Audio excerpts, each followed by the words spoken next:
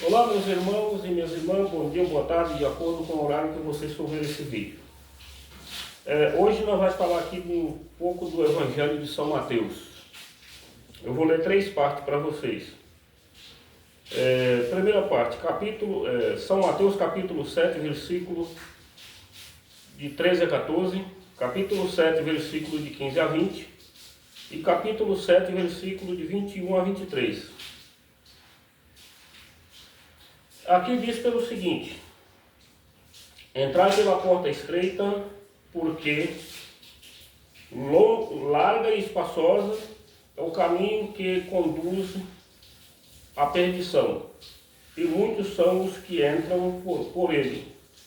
Estreita, porém, é a porta, e apertado o caminho que conduz à vida, e poucos são os que o encontram. Segunda parte. Guardai-vos dos falsos profetas, que vêm a vós disfarçado de ovelhas, mas por dentro são lobos ferozes. Pelos seus frutos conhecereis. Por acaso colhe uva dos espinheiros, ou fígado do cardos? Do mesmo modo, toda árvore boa dá bons frutos, mas a árvore má dá frutos ruins. Uma árvore boa não pode dar frutos ruins, e nenhuma árvore má dá bons frutos. Todas as árvores que não produzem bons frutos é cortado e lançado ao fogo. E pelos seus frutos, portanto, os reconhecereis. Terceira parte. Nem todo aquele que me diz Senhor, Senhor, entrará no reino dos céus, mas sim aqueles que praticam a verdade de meu Pai que estás no céu.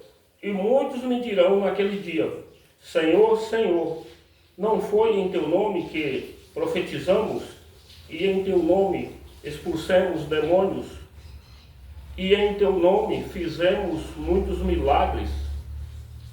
Então eu declararei: não vos conheci, apartai-vos de mim, todos os que praticam a iniquidade. Ok, gente, aqui diz mais ou menos já essas 3, eu fiz questão de ler essas 3 partes para explicar para vocês aqui o porquê dessas pessoas que fazem milagre em nome de Jesus e ele não conhece. Primeiro, o caminho estreito. Quem é esse caminho estreito? Os que fazem parte da igreja de Jesus entram por esse caminho estreito. Precisa renunciar tudo, tá? Precisa renunciar tudo aquilo que tira você de Cristo. Precisa renunciar. Então, por isso que fica estreito o caminho. Porque vem a renúncia que você tem que fazer e as aprovações que temos que passar, tá?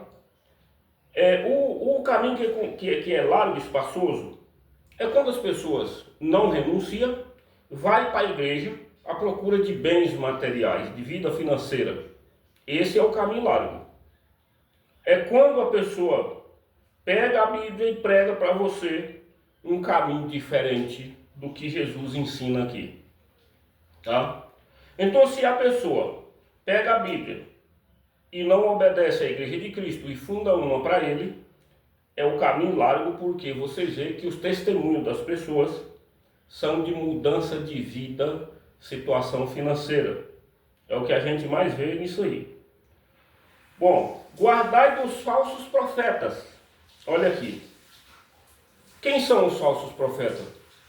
São aqueles que saem da igreja de Cristo, pegam a Bíblia e fundam uma igreja para ele. Por que ele está sendo falso? Primeiro, a Bíblia é da igreja católica. Ah, mas quando Jesus veio já tinha as escrituras sagradas. Tinha, mas o povo era de Deus. Veja só. Quando o Caim matou Abel, Deus restaurou esse povo enviando o filho Sete para Adão. Deus começa a restaurar esse erro. Tá? Então o povo cai na perdição. Deus manda Noé. Então de milhares e milhões de pessoas, Deus tira 8 pessoas, que é Noé com a família. Torna a reformar esse povo. Sai a descendência do filho Sete de Noé, do filho Sem de Noé, que vai até aquele povo do Egito, tá? Que são a descendência de Abraão. Abraão é da descendência do filho Sete, do filho Sem de Abraão, de Noé. Bom, esse povo, quando vai para o Egito, ele perde lá no Egito. Deus vai, pega esse povo, manda uma pessoa para libertar, que é Moisés. E esse povo, depois da morte de Moisés e de Josué, esse povo perde. Deus vai sempre restaurando esse povo. O povo vai escravizado, mata, perde um bocado, perde a vida. Desse povo que sai do Egito, são poucos que entram na Terra Prometida. Então, esse povo, Deus vem restaurando ele até a vinda de Jesus. Jesus é do meio desse povo.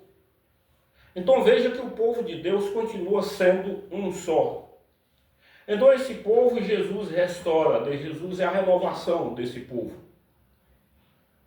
E Jesus apresenta ali, prepara um povo para ser a liderança dessa igreja dele, e que esse povo escreve o Novo Testamento, que junta com o Antigo, que faz parte do mesmo povo. Então, o que acontece? Com o passar dos anos, essa igreja de Cristo faz a Bíblia, tá? Então junta todos os livros, escolhe os mais inspirados por Deus e forma a Bíblia. Então a Bíblia pertence à igreja de Cristo. Então se eu pego essa Bíblia, fundo uma igreja para mim, eu estou sendo falso profeta. Ah, mas ninguém faz cura em nome de Jesus para ser contra ele. Sim, faz sim. Lá no capítulo 12, versículo 24 de São Mateus, capítulo 24, versículo 24, vocês podem olhar lá, que o falso profeta vai fazer tantos milagres e prodígios, que vai enganar até os eleitos de Deus. Então a gente tem que tomar cuidado com isso, porque pode surgir milagres na falsa igreja. O falso profeta pode fazer milagres, tá? Então por isso que Jesus diga, não, a pessoa vai chegar no céu um dia, ele vai prestar conta.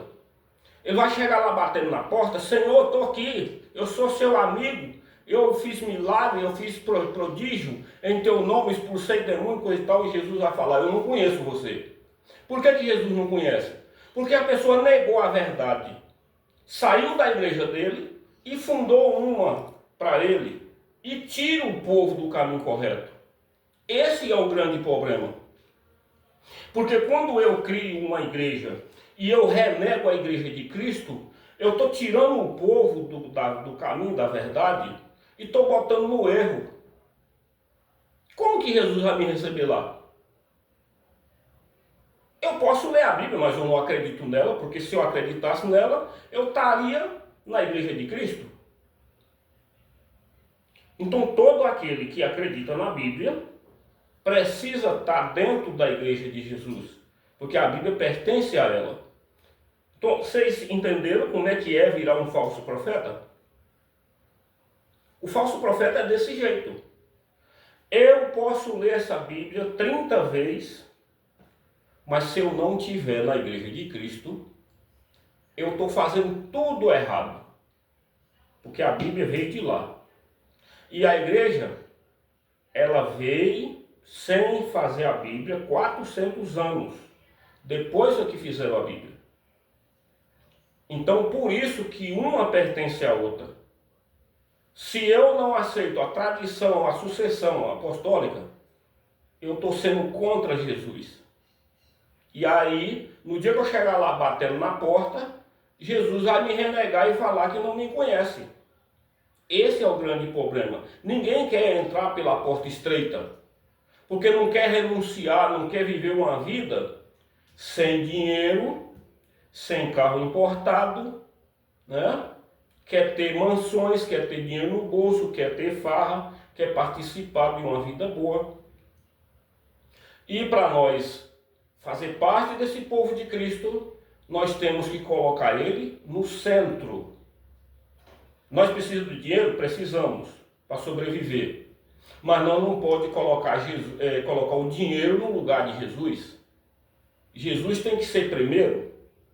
Então nós buscamos ele com todas as forças, com todo o amor e fé. As outras coisas vêm por acréscimo, porque ele sabe do que nós precisamos. Amém, meus irmãos? Louvado seja o nosso Senhor Jesus Cristo, e para sempre seja louvado. Um abraço a todos vocês, e que Deus abençoe a cada um de vocês.